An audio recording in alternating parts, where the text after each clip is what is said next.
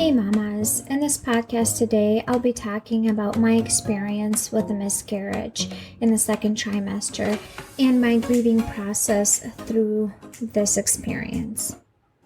Welcome back, mamas, to another podcast at Emotionally Healthy Legacy, where we talk about handling our emotions in a healthy way so then we can show up for our children and help them through their difficult emotions. In today's podcast, I want to touch a sensitive topic for me. This experience happened to me less than a year ago. In the spring of 2020, my husband and I decided that we wanted to have another child, and we got pregnant right away with our fourth baby. And we were both super excited. I never thought that something is going to go wrong with this pregnancy. I expected everything to just go well and without any complications because I had 3 healthy pregnancies before that and everything went well. And everything seemed like it was going well. I didn't get to go to my first prenatal appointment until 17 weeks. There was a whole thing happening because I wanted to see a midwife as my prenatal provider because I am going to have a hospital birth. I will have a planned C-section this time around after 2 home births. I had complications with both of them, so it's just not safe for me to have a vaginal delivery, and I need to have a C-section this time for the safety of the baby and my safety. And I really enjoyed the experience with midwives with my previous pregnancies, and I really wanted to have midwifery care for my prenatal and postnatal care. And with insurances, it was just a hassle to see which provider will do that for me and then allow me to have a planned C-section at the hospital. Anyways, finally found somebody, and at 17 weeks, I went for my first prenatal appointment. We had our whole conversation as the appointment went on, and then I lay down and she went to check my tummy, and she asked me if I felt the baby move, and I was 17 weeks that day. And I said, no, I haven't. Surprisingly, I thought I would by now. Everything seemed like it's going well, but maybe the placenta's in the front, so that's why I don't feel the baby kick yet. She said possibly, and then she tried to find the heartbeat with that little monitor that looks Doppler, I think that's the name of it. And she couldn't find one. She tried multiple times, probably for about 5 minutes from different directions, and she could not find a heartbeat. And she said she wants me to go get an ultrasound because just to confirm if everything is okay, since she cannot find the heartbeat, and it's possible that placenta is in the front. Though I think she knew that the baby is not alive, she just wasn't ready to tell me that yet because my husband wasn't there. I was at the appointment by myself. Of course, I left with some anxiety. I called my husband. I felt anxious about it. I felt worried. And he told me, okay, let's just not freak out because we don't know the results. The earliest I could get in for an ultrasound was the following day in the afternoon. So that's what I did. I scheduled an appointment, and my husband and I, we went in together. And it was just not pleasant experience for sure, because the tech, it was really quickly. She just turned on the monitor, measured the baby's head, turned on the sound thing that counts the heartbeat for like a few seconds, and just turned it off. And then she told us to leave the room and wait in the waiting area for a little bit and wait till we get called back. Oh, this is not easy to talk about. I remember sitting there, of course, worried, anxious, waiting for the results. And then she called us back in, and she had a midwife on the phone. And the midwife told us, I don't even remember the term she used. She didn't say there's no heartbeat. She said something, and my brain just like, what the heck is that? Like, I didn't know what she meant. And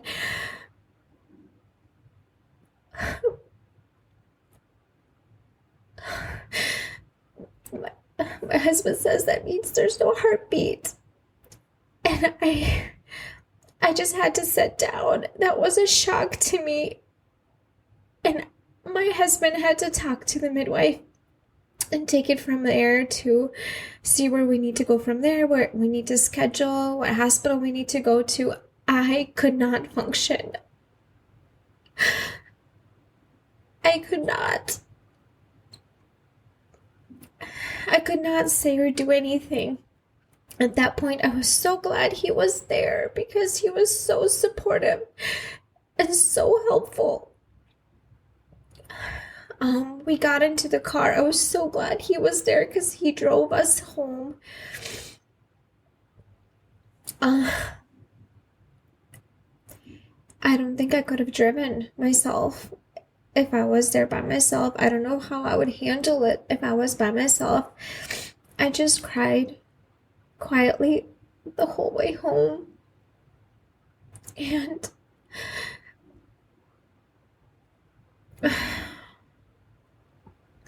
when we came home, I just went into our room and I just laid on our bed and I just cried. I had no idea this was going to happen. I could not foresee it. I had no pain. I had no bleeding. I didn't have any symptoms of a miscarriage. So I honestly was not thinking it's a miscarriage. I just thought the placenta's in front of the baby, and that's why I didn't feel the baby move yet, and that's why it was hard to find a heartbeat. I did not think that the baby actually died. My husband took some time off work so we can sort all this out and to help me for the next week to deal with these emotions and grieving. And we couldn't get into the hospital that same day, but we went to the hospital the following day. And we had the procedure where we just kind of did a natural delivery. They inserted a vaginal pill that would stimulate contractions, and we just waited until it happened, dilation, and then the baby was delivered. We had a really good experience with the team in that hospital. They were super caring, so loving, so understanding, so empathetic, but regardless, it's just still so hard and painful to deal with it. It's just not easy. Oh goodness. I haven't talked about this in a little while, so all the emotions are bottling up right now. I was really grateful for the team that was there because they just made it as easy as possible. They helped us through this. And my husband has been amazing with all of this. He was super helpful. He was so supportive. He was so caring. He was so loving. He just allowed me to take my time and grieve without any judgment, without suppressing any of my feelings. He just did an amazing, wonderful job. Nevertheless, it's still a hard feeling. I remember when the baby was born, they asked us if we wanted to see the baby, and we did. I chose that I wanted to see the baby, and it was a little boy. It was a fourth boy because we already have 3 boys. It made it slightly easier that it's a boy. I guess it would still be hard if it's a girl, but since I really wanted to have a girl and it was a boy, it was a little bit easier, but it was still hard. It was still super hard. And so what happened was they did some testing. They didn't test the baby, but they tested my placenta and my cord. And a few days later, they called and they told me the reason the baby died was because there was excessive cord coiling. is just the umbilical cord coiled too much, and it cut off the blood supply to the baby, and the baby stopped growing, and the baby died.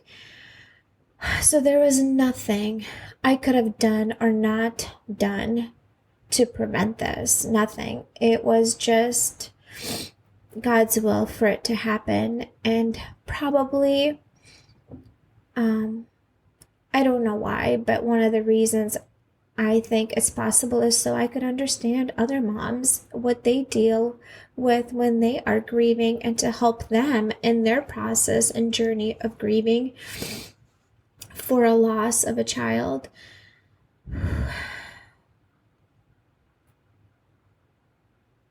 When we came home, my husband told our kids what happened, and he just let me have some space. It was very challenging to leave the hospital, the mother and baby center, without a baby. I'll tell you that. That was not easy. That was very, very challenging because you go to a hospital in the mother baby center to deliver a baby and to take it home, not to leave your baby at the hospital because your baby died. We came home, and what I did do, I did text my close friends, women that are in my life. I told them that I lost the baby, and I asked them to pray for me. I am a person that I need support. When I'm going through a rough season in my life, something difficult, I need other people in my life that I trust, that people that are safe emotionally, that will show up for me, and that will pray for me, and that will empathize with me, and that will validate what I'm going through, and that will just be there for me. And I have people like that in my life. I have built a circle of people like that in my life, and I did text multiple women in my circle to pray for me and told them what happened. And it was so encouraging. It was so encouraging to have their responses saying that they are praying for me, that asking me if there's anything they can help me with. And my response was to bring a meal next week, the following week, or the week after that. That was probably the most helpful thing anybody can do when mom is experiencing a miscarriage.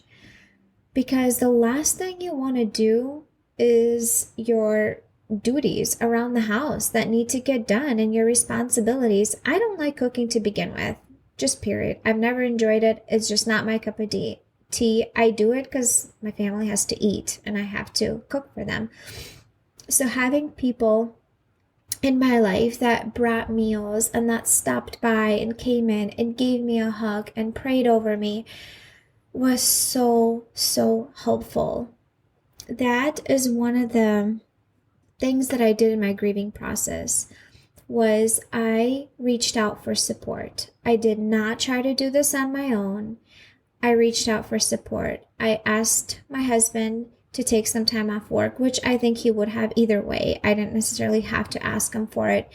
He asked me how long I want him to stay home and help out. I reached out for support. I asked people to pray, and when they also asked me what else they can help with, I gave them something they can help with. I asked them to bring me a meal, and some other of my friends later on, I asked to take my kids for a little while so then I can have a little break. I allowed people to visit me and take care of me. I was going through something really hard. I did not want to minimize that. I was struggling.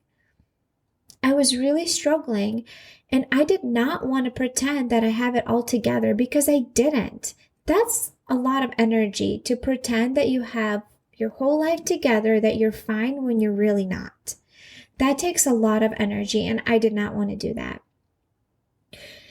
So I allowed people to take care of me, bring me meals, and there was so many people showed up. So many people showed up. I'm so grateful. For 3 weeks straight, I did not have to do any cooking at all.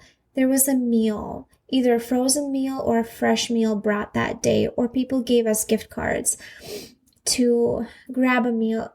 It was just the biggest blessing for me. I let myself cry and feel the emotion. I did not suppress the sadness. I allowed that feeling to come. I did not stop my tears. Every time someone did visit and they chose to come in, I processed my feelings with them. They asked me how I'm doing, what happened, and I talked about it. I am an external processor. So in order for me to process a situation or an emotion, I need to talk about it. Some people are internal processors, but I am an external processor. And the more I talk about it, the more I process that feeling, and the easier it gets and less overwhelming it feels. So I allowed myself to talk about it. I did not suppress that. I processed it with my friends, and I allowed them to pray over me. I journaled. I took some time alone. I took some space. I remember since it was summertime, it was super nice outside. I went to a lake by myself, and I just sat there and I journaled. I listened to worship. I connected with God. I prayed. I also got a book from the hospital. It's about a loss of a child. And I read that book, and reading other people's experiences and the things they went through helps you feel not alone. Also, what was helpful is that some of the women that did visit me and my close friends, they experienced miscarriages themselves, so they could relate to me. And even though maybe it was years ago, for them, the empathy and validation, and they could relate to my pain, it just helps me not to feel alone, and the feeling is not as overwhelming. I enjoy adult coloring books. That's another way I got my emotion and my feelings out. I gave myself extra grace. I did not push myself to do my household tasks that I normally do and push myself through it. I took time off. I took at least a few weeks off and took it super easy and did the bare minimum. And since the meals were provided and my husband took a week off of work, that was super helpful. But I just gave myself extra grace. Another thing that I did enjoy doing during that time, sewing, because it was a creative outlet. I did some sewing during that time.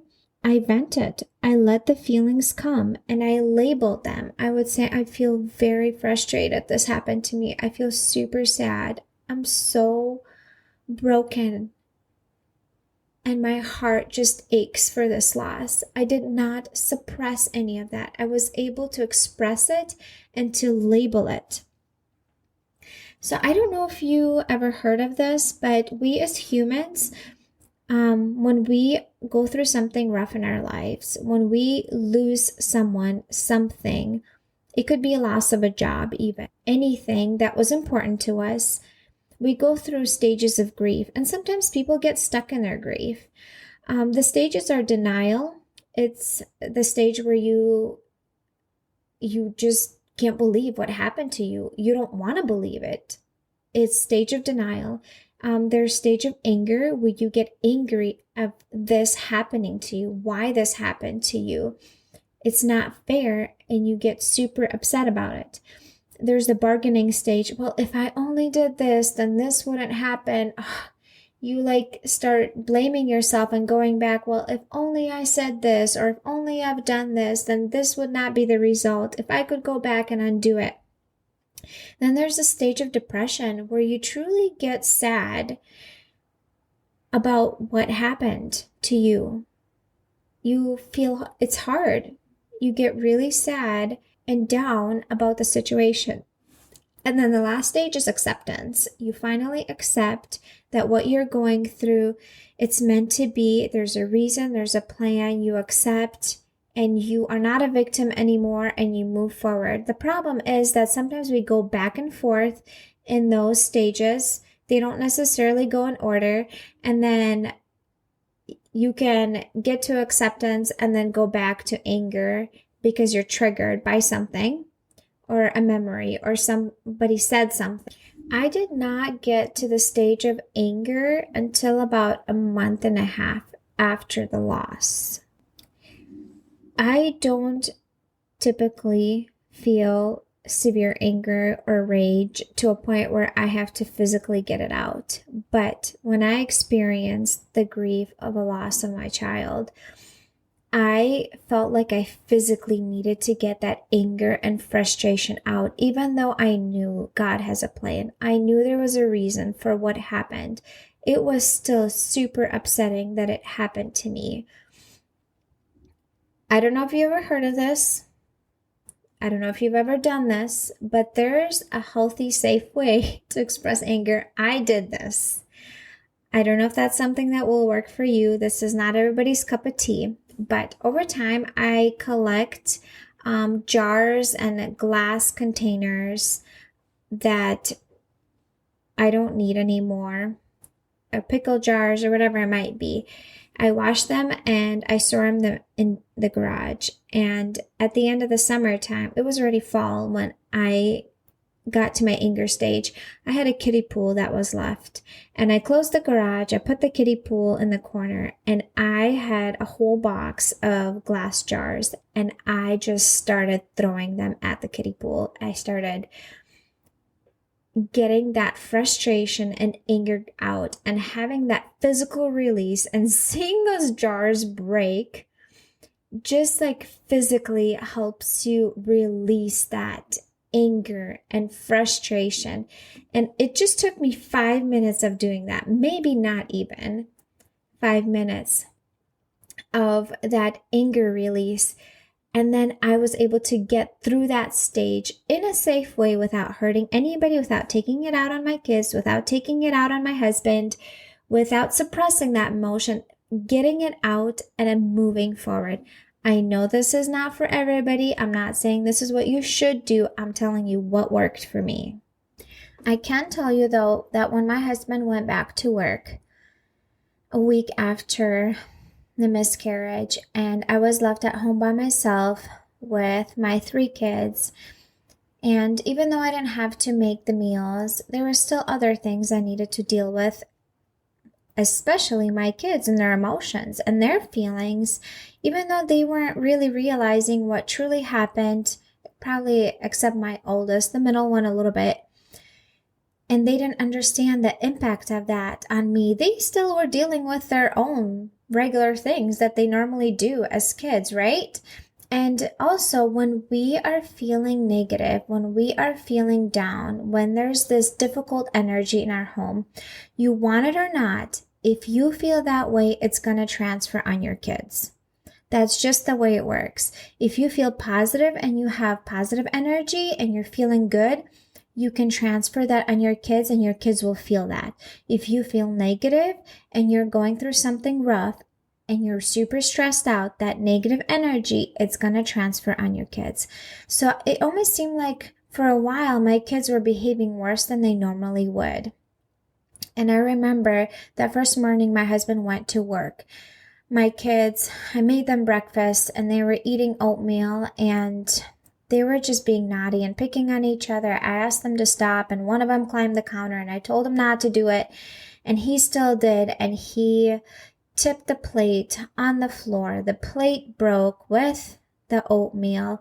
It was a glass plate. My 3-year-old did it. Obviously, he can't clean it up. I have to clean it up. I remember just losing it.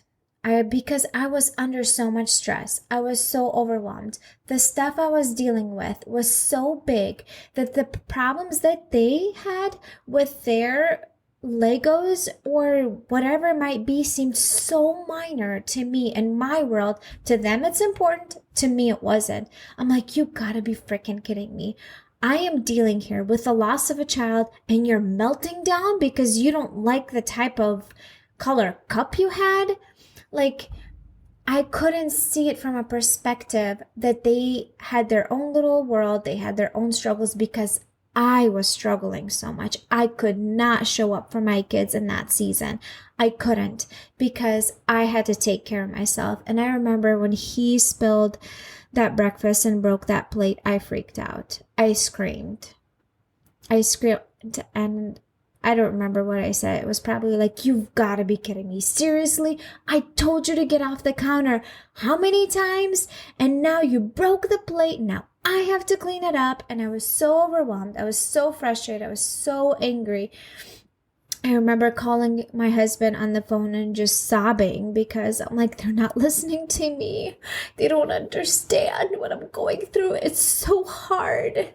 Please come home as soon as you can. And it was just so difficult because I was struggling so much internally, processing my feelings and emotions.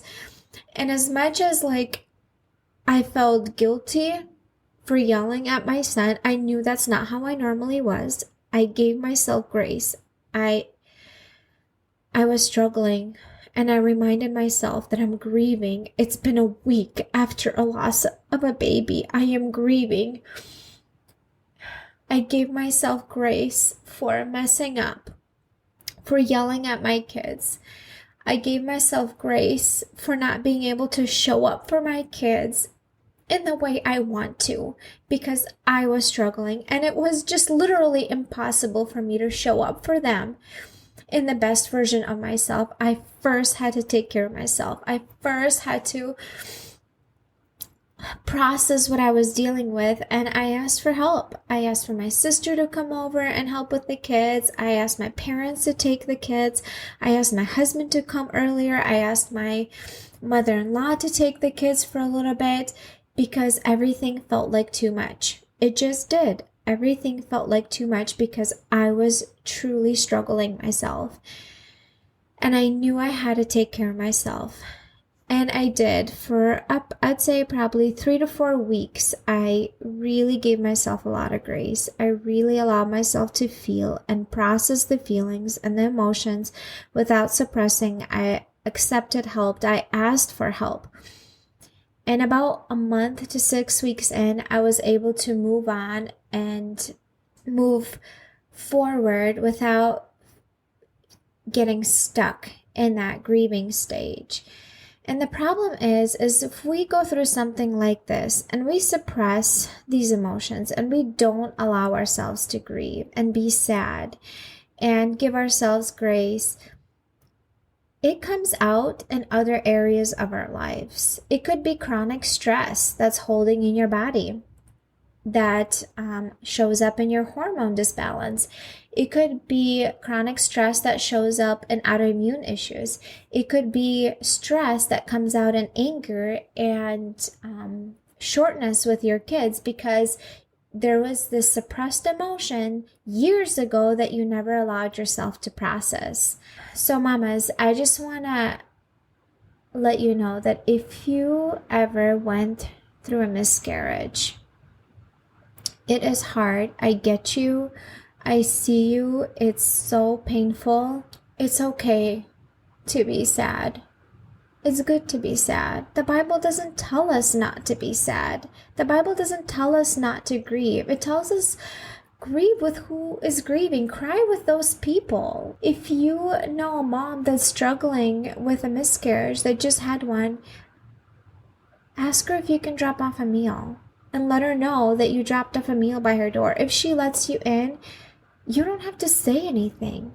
All you need to do is give her a hug. You don't have to remind her this is God's will. She knows this. You don't have to tell her there's a reason for this. She knows that. She just needs to be sad for a while, and it's okay. So many of us are uncomfortable with the emotion of sadness and overwhelm and grief. We're so uncomfortable when someone is crying, and we feel like we have to stop that. We don't. We just need to allow them to feel that feeling so they can move past it instead of suppressing it, so it doesn't come out in negative ways in other aspects of our lives. Okay, mamas, I know this was a very emotionally charged episode. It might have triggered some of you If you have experienced miscarriages yourself, if you have, reach out to me. I'd love to support you and pray over you and encourage you. Reach out to me through Instagram and directly message me at Emotionally Healthy Legacy. I'd love to be there for you because that is hard, and we deserve to be heard, and our feelings are valid. And when we are empathized and validated, we can process that emotion much better versus when somebody tells us to shut it down. Here are the takeaways from this podcast today. Number 1, grief is normal. It's not a sin. There's nothing wrong with grief, and we should not stop it. We should allow ourselves to feel those feelings so we can move past those feelings and move forward. Number 2, having support and asking for help when you're going through something rough is not a sign of weakness. It's actually a sign of strength, because that means you're not too prideful to ask for help. It will be so much more helpful and easier to handle everything you have to deal with if you ask for help instead of trying to deal with it all on your own. Number 3, when you are grieving and you're going through something really hard in your life, through some sort of loss, give yourself grace. Give yourself grace. Please do not expect for you to show up in the best version of yourself and do all the things around the house you normally do and keep up with everything and all the events you have to go to and plan and whatever you normally do. Give yourself grace to take it easy and allow yourself to process what has happened so you can move forward instead of getting stuck in there and suppressing it and pretending like it did not happen, because it will come out in other areas of your life, either in your parenting or just the way you are as a person if you become super negative, or it will come out in your health problems. Please don't suppress when you're feeling grief and allow those emotions to come. Ask people for help and give yourself grace. This is all I wanted to say on this topic. If you have questions about what I talked about today, if you need encouragement and support, please reach out to me at Emotionally Healthy Legacy on Instagram. Do a direct message to me. I'd love to be there for you and encourage you and support you, because I know I'm not the only one who dealt with this. I know there's many other mamas that have felt similar things and experienced similar circumstances. My heart goes out to you. You have a wonderful day, Mama. Bye, ladies.